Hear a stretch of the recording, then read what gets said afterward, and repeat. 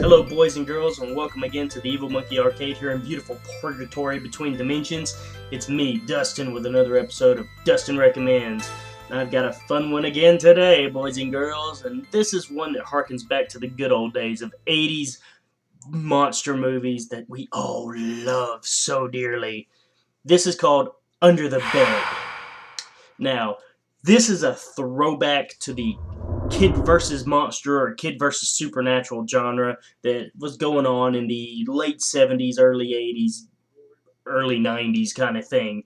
You know, movies like Something Wicked This Way Comes, The Gate, Silver Bullet, Lady in White, Critters, The Monster Squad.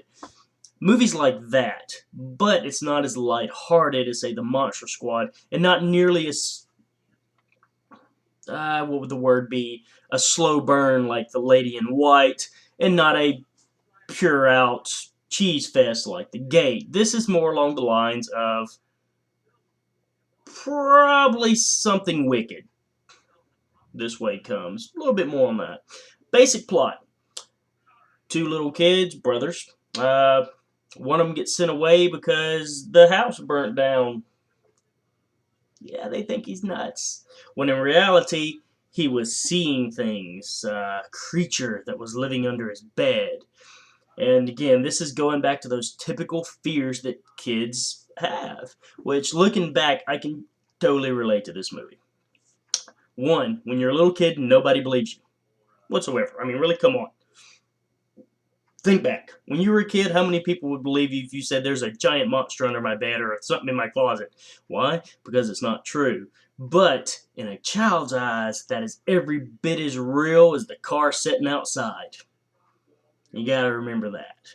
Now, again, it goes on to the whole powerlessness of being a kid, the imagination of being a kid, and the fact that these kids are basically fighting their own demons.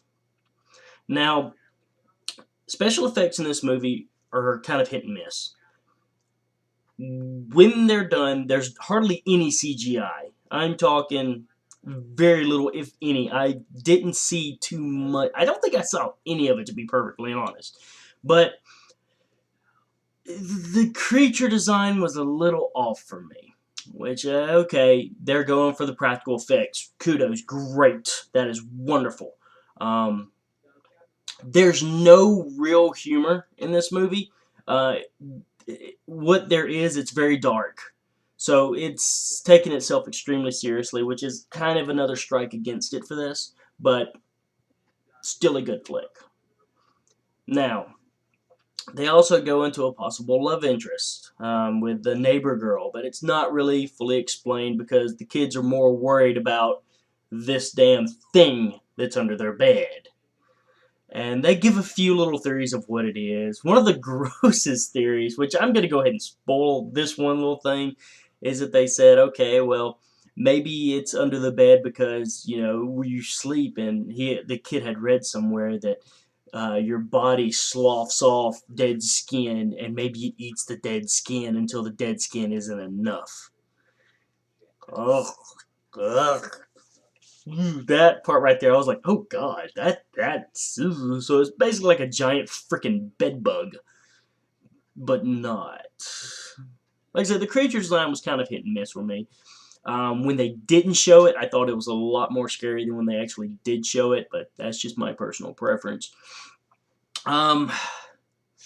Again, but it really goes back to that little kid versus monster, kid versus supernatural genre that I loved as a kid. So there's probably some nostalgia factor here.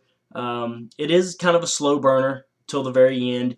The characters can be a bit douchey at times, but when you put it in context of the situation, it's kind of understandable, which I don't know what kind of childhood you had, but nobody had that perfect childhood where everybody's happy all the time and you get cookies and milk before bedtime every single night.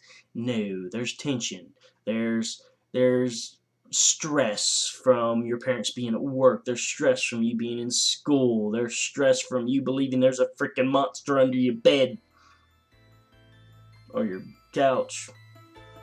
Pardon me when I put my feet up in this chair. But yeah, again, Dustin recommends Under the Bed, and this gets a solid 7 on my scale. Well worth it. Well worth watching. If it's not your cup of tea, then stream it, but it's definitely worth a good watch. Alright, boys and girls, well, that has been Dustin, coming to you from the Evil Monkey Arcade here in beautiful Purgatory Between Dimensions, and I will see you cats and kittens later.